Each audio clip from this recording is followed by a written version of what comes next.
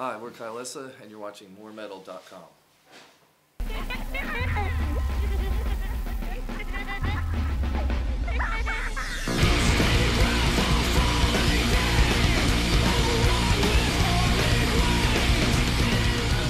Hi, this is moremetal.com and PitCam TV, and we're here with Kylesa, Laura Pleasance, and Phillip Cope, both vocals and guitar. How are you doing, guys? Good. Yeah? Like Berlin? Love Berlin. Love Berlin. The last time we played here was in summer this year, and I talked to you. Yeah.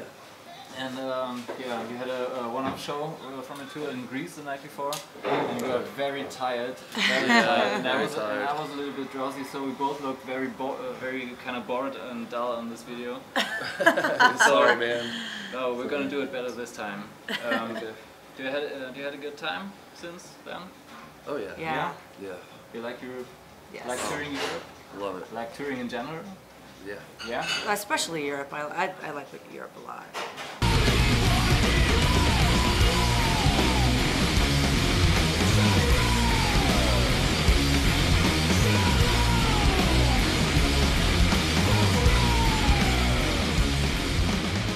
You are planning to bring out a super ultimate limited deluxe Murmur Bizarre version of Static Tensions.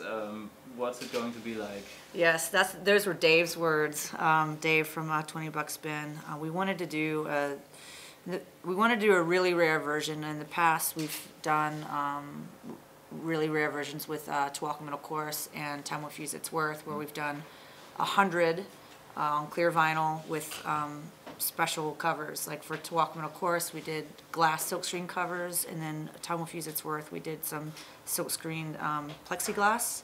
And so Dave and I were talking, and we were thinking wood would be the next logical material to use, especially with some of the earthy colors of this cover. And so then he just started getting all these crazy ideas, and he sent me a link. He's like, let's make a wooden box. And I can get it printed on, and we tried to get it like burned, the art burned into the wood, like but the line art, but that was too complicated, so it's going to be screened. But it's going to be a box, and it's going to have the double LP that we did, 500 of. We did a limited, like, deluxe double LP version, and it's going to be packaged in that different color vinyl, mastered at 45, and it's going to have the booklet. It's going to have a slip mat. It's going to have a big poster, and a few other things. But he's waiting to get a sample right now from the place that's printing it. Yeah. All right. You guys really like vinyl. Yes. Oh yeah. Yeah. There's something magic about it, or yes. Yeah. There's something magic about vinyl. No, I'm not actually a vinyl collector because I don't have a player. So I'm asking myself, isn't this a problem for the atmosphere when listening to an album when you got to turn inside? But we put the album. We think of our albums in side A and side B. Always we have. Always. So the albums are meant to be on vinyl to us. So when we're putting them together, we think of the first side and the second side. So it's you're hearing one side, flip it, hear the other side. Yeah, when we lay out the CD, we've always been like, okay, you know, songs 1 through whatever will be side A, and then. Okay, so where's the break on Static Tensions? Like after Running Red, or? After Running Red. Yeah. That would be the end of side A. Ah, right. And then side B starts with Nature's Predators. Okay, because I figured out Unknown Awareness and Running Red, they kind of stick together. Yes, yeah. Are you gonna play them both tonight? Yeah. Yeah? Alright, which songs are you gonna play? We'll play those 2 songs. We'll play Scapegoat. We'll play Said and Done. We'll play Only One. We'll play To Walk Alone. And then we'll play some songs off of our other records. We'll play a couple off of To Walk a Middle Chorus and 2 off of Time Will Fuse Its Worth. Alright. What about the plans? I think if we get 45 minutes. Yeah, I have no idea. Yeah, I'm not sure. It depends on how long our set time is tonight. Alright, so it depends on changes every night. Well, sometimes we get half an hour and sometimes we get 45 minutes. So that will dictate what we play. Okay.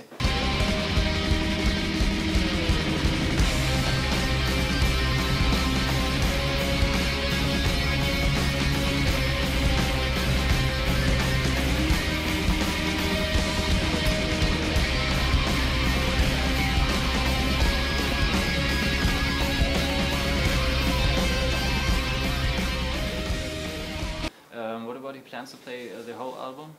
We did that in the US. Ah, all right. And how did the fans react? It was pretty cool. Yeah? It was good. Yeah. Won any new fans? Yeah, I think so with this album, yes. Yeah. All right. That's a very strong album. Thank you. You have a new merchandise partner for Europe, Imperial Clothing. Is it going well, the collaboration? Yes, it is. Yeah? It's going really well. They've done a great job. Okay. Any new T-shirt designs or specialties? Yeah, we have a couple of new ones for this tour. Yeah. All right. Yeah. That's about my questions. I prepared. Want to talk about something by heart? Anything you want to say? Any questions you never want to hear again, or something like that? No, it seems like you asked something earlier and I was gonna expand on, but I can't remember what you said. The friendship to other bands? Oh, no. No? No, I mean, that's been great though. Not many people ask that, but yeah, it's been cool to make new friends that way. Maybe for me personally, it's interesting to talk about your gear. Okay. Maybe what amplifiers you're playing, and kind of which effects. It's kind of an evolving process. Yeah. For me. I read on your MySpace site you are endorsed by Orange and Crank Amps. Mm-hmm. Yeah. The Orange thing is pretty new. I just got an Orange cabinet. He just got a tiny Terra back before our U.S. tour, and that's been working out nicely. Orange is great. Yeah, because you have a very raspy guitar sound, I figure, and to me, I can compare your guitar sound to the one of Bison, because it's very, very heavy, very sludgy, and so I was wondering how you get to that sound. Well, live it's different than it is in the studio. In the studio, it's a combination of different amps. On this last one, I think we probably use a total of at least 6 amps, if not more. I would say probably, if I really thought about it, probably be about 8 or 10, somewhere between that. But the ones off the top of my head, I know we used a Soldano, we used Crank, we used 2 different Marshalls, we used a Laney, several different Fender combo amps. Silvertone. Okay, yeah, so it might even be more than 10 if you really think about it. I know. One of those Marshalls Jay has is hot rodded, isn't it? Yeah. That thing sounds killer. Yeah.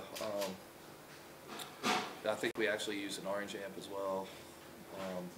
So there's all, it's mixed, cohesively, but so it probably does have a similar sound throughout, but there's really lots of different textures of guitar sounds on that record. Okay. Do you have a favorite setup? Like Les Paul and Marshall, or kind of? I mean, if I had my dream amp, my dream amp is, well, I don't know, I haven't found my dream amp yet, but I've got a Marshall now that I really like back home, that I found on tour. When we were on tour with Mastodon, we were in this cool music store outside of DC called Atomic Music, and when we're on the East Coast, we try to stop off there if we get time, because it's so badass. He found a really cool guitar, and I found a early 80s JCM 800 that sounds really good. Oh, so great. I got that, and I've been playing through that in my Laney in the US predominantly, and then a Marshall cabinet and a Crank cabinet. Or excuse me, not a Marshall cabinet, an Orange cabinet and a Crank cabinet. Okay. So yeah, tape's getting full. Okay. Cool. Yeah, thank you guys very much.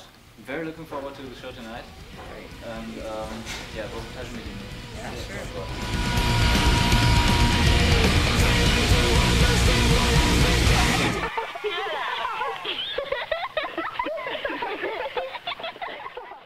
Sure. Hi, we're Kylesa, and you're watching moremetal.com. I'm sorry.